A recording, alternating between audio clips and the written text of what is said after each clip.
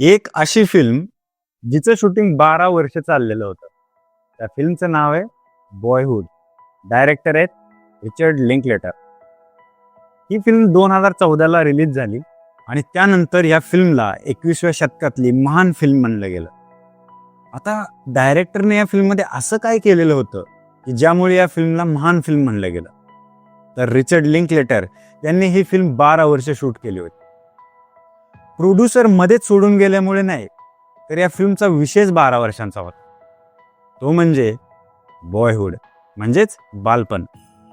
या वयात कन्फ्युजन असते आणि लात मारीन तिथं पाणी काढीन या लेवलचा कॉन्फिडन्स पण असतोय. लिंकलेटर यांना हेच फिल्ममध्ये आणायचं होतं. साल 2002 ते 2013च्या दरम्यान दरवर्षी 3 ते 4 दिवस फिल्मचं शूटिंग झालं. कारण लिंकलेटर यांना फिल्ममधल्या कॅरेक्टरचं वय नॅचरली वाढताना दाखवायचं होतं. आता आपण बऱ्याच फिल्ममध्ये बघतो की मेकअपने किंवा CGI टेक्नॉलॉजीने कॅरेक्टरचं वय कमी किंवा जास्त केलेलं असतं. पण इथं एक कॅरेक्टर एकाच ॲक्टरने सलग 12 वर्ष प्ले केलंय. फिल्मचं शूटिंग सुरू झालं तेव्हा फिल्मचा हिरो LR कॉल्ट्रेन हा 6 वर्षांचा होता आणि शूटिंग संपलं तेव्हा तो 18 वर्षांचा होता. पण यामध्ये सगळ्यात मोठा जुगार होता टाइमचा.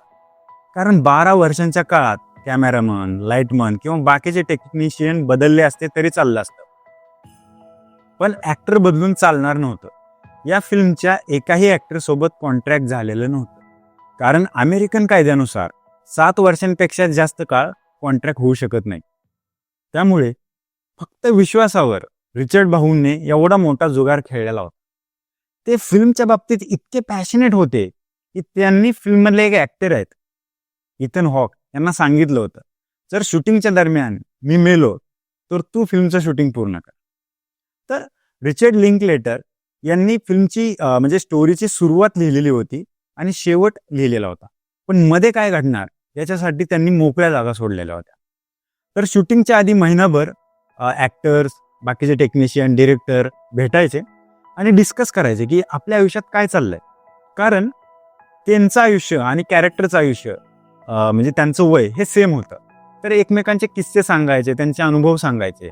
तर यातूनच बरेच फिल्ममधले सीन जे आहेत ते आहे तसे घेतलेले आहेत. बरेचसे संवाद आहे तसे घेतलेले आहेत.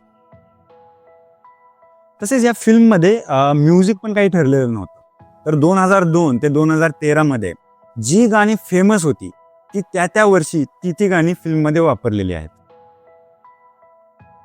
बॉयहूड या फिल्मला 6 ऑस्कर नॉमिनेशन मिळालेले आहेत आणि 1 ऑस्कर म्हणजे बेस्ट सपोर्टिंग ॲक्ट्रेस जो हिरोच्या आईचा रोल ज्या ॲक्ट्रेसने केला आहे त्यांना मिळालेला आहे.